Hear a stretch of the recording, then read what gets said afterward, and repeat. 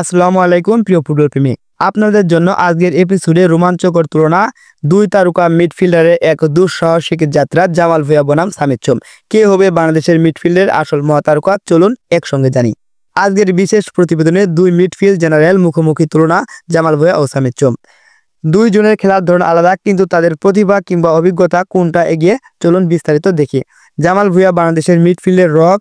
এখন পর্যন্ত 87টি আন্তর্জাতিক ম্যাচে অংশগ্রহণ করে একটি গোল করেছেন এবং 3-4টি অ্যাসিস্ট করেছেন। তবে তার বড় অবদান 2018 এশিয়ান কাপের সেই ইতিহাস সৃষ্টি, যখন কাতারকে হারিয়ে বাংলাদেশ ইতিহাস গড়েছিল। এদিকে সামিদ সোম এক তরুণ ও উদীয়মান প্রতিভা, যিনি ক্যাভালরি এফসিতে খেলেছেন। যদিও তার আন্তর্জাতিক অভিজ্ঞতা খুবই কম, তবে ক্লাব ফুটবলে 171টি ম্যাচে অংশগ্রহণ করে 4 গোল ও 1 অ্যাসিস্ট করে সবার দৃষ্টি কেড়েছেন। এখন আসুন ভিন্নভাবে তাদের দক্ষতা বিশ্লেষণ করি। গোলের দিক থেকে যদি কথা বলি, সম্ভবত সামিদ সোম একটু এগিয়ে থাকবে, তবে আসল সাফল্য কি শুধু গোল করার মধ্যে? ডিফেন্সিভ মিডফিল্ডার হিসেবে জামাল ভুঁইয়ার অভিজ্ঞতা ও সঠিক পজিশনিং দলকে দারুণভাবে সহায়তা করেছে। কিন্তু এই দুজনের প্রতিযোগিতা শুধু লাল কার্ড ও হলুদ কার্ডের মধ্যে। সামিদ সোম 179টি ম্যাচে অংশগ্রহণ করে 18টি হলুদ কার্ড ও একটি লাল কার্ড পেয়েছেন, যেখানে জামাল ভুঁইয়া তার ক্যারিয়ারের 124টি ম্যাচে অংশগ্রহণ করে 25টি হলুদ কার্ড পেয়েছেন, কিন্তু একটিও লাল কার্ড পাননি। খেলার স্টাইলের মধ্যে উল্লেখযোগ্য পার্থক্য রয়েছে। জামাল ভুঁইয়া সাধারণ ডিফেন্সিভ মিডফিল্ডার হিসেবে খেলতে পছন্দ করেন, প্রতিপক্ষের আক্রমণ ভাঙতে সক্ষম। অপরদিকে সামিদ সোম একটু বেশি অ্যাটাকিং মাইন্ড সেটআপের প্লেয়ার, মাঝমাঠ থেকে আক্রমণ তৈরি করতে পছন্দ করেন। যদিও জামাল ভুঁইয়া আমাদের জাতীয় দলের এক অভিজ্ঞ নেতা, সামিদ সোমের মধ্যে আমরা হয়তো ভবিষ্যতের ফুটবল ডায়নামো দেখতে পাবো। জামাল ভুঁইয়া এবং সামিদ সোম দুইজনের মূলত মিডফিল্ডার, তবে তাদের খেলার স্টাইল ও পজিশনিং আলাদা। জামাল বেশিরভাগ সময় ডিফেন্সিভ মিডফিল্ডার হিসেবে কাজ করেন, যেখানে সামিদ সোম একটু বক্স টু বক্স মিডফিল্ডার হিসেবে খেলেন, অর্থাৎ রক্ষণ থেকে আক্রমণে দ্রুত পরিবর্তন নিয়ে আসেন। এখন কুসু যদি 4-1-4-1 এবং 4-3-3 ডিফেন্সিভ মিডফিল্ডে খেলেন, তাহলে জামাল ভুঁইয়াকে 4-3-3 ফরমেশনে প্লে মেকিং এর দায়িত্ব দিতে পারে। এবং যদি 4-1-4-1 দেখা যায়, তাহলে জামাল ভুঁইয়া এখন 4 জন মিডফিল্ডারের একজন হিসেবে দায়িত্ব পালন করবেন। অন্যদিকে সামিদ সোম 4-3-3 এবং 4-2-3-1 পজিশনে খেলেন। যদি কোচ 4-3-3 খেলেন, তাহলে সম্ভবত জামাল ভুঁইয়ার পরিবর্তে সামিদ সোম প্লে মেকিং এর দায়িত্ব পেতে পারেন। এবং যদি 4-2-3-1 খেলান, তাহলে খুব সম্ভবত সামিদ সোমকে অ্যাটাকিং মিডফিল্ডার হিসেবে দেখা যেতে পারে। তবে প্লে মেকিং এবং বক্স টু বক্স খেলার দিক থেকে প্রায় দুটো প্লেয়ার এখানে অনেক দামি, তারা অনেক মহামূল্যবান ভূমিকা পালন করতে পারে। এখন আসি তাদের পাসিং একুরেসি নিয়ে। একজন মিডফিল্ডারের পাসিং দক্ষতা খুবই গুরুত্বপূর্ণ, কারণ তারা দলকে আক্রমণ কিংবা প্রতিরক্ষা চালাতে সাহায্য করে। জামাল ভুঁইয়ার পাসিং এ দৃষ্টিনন্দন স্বচ্ছতা রয়েছে, বিশেষ করে তার long pass, short pass, accurate পাসের ক্ষেত্রে। তার পাসিং একুরেসি প্রায় 85%। এর মানে হলো সে প্রায় 85টি পাস ক্রিয়েট করে 70 থেকে 80টি সঠিক জায়গায় পৌঁছাতে সক্ষম।